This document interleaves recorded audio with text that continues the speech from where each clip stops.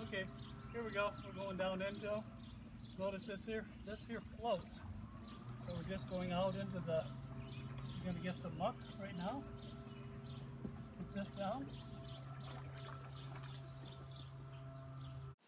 Here we are coming up out of the lake with a load of muck.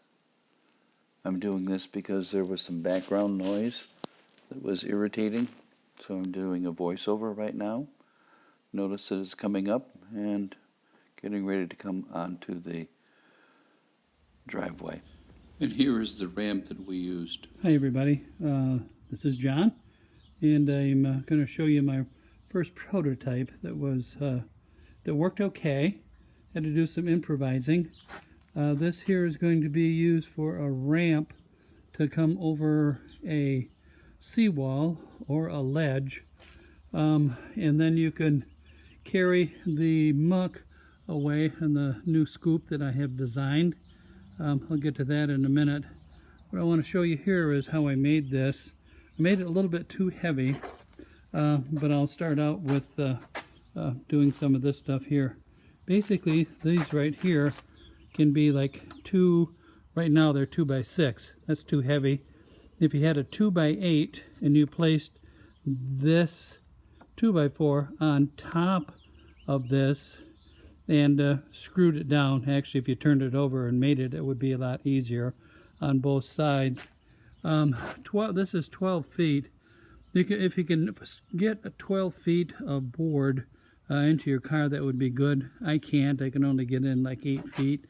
So what I did, I took three 2x6s. I cut one of them in half. So if you notice, there is a seam right here, and then the other seam is staggered, and it's down here, and it's on the other side. And the reason I do that is that when I place my 2x4s here, they don't come right in the joint. I staggered. This one here comes all the way up here, all the way up to here, and it staggers and goes on up to here, and then another 4 foot up here. What I did here was to put a couple of hinges on there so that as the cart rolled over the edge, it would have a place to land.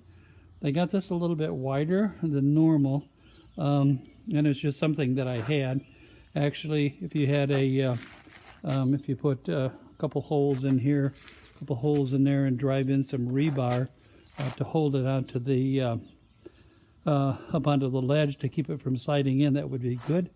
The other thing is, if you notice, there's 2x4s that are underneath, and they're not all the way down to the end. The reason why I did that was that if you put this into the lake, you can put a cement block on this edge and then a cement block over here on this edge if you want to, or you might have to put one here and one here if that is needed to keep it from floating.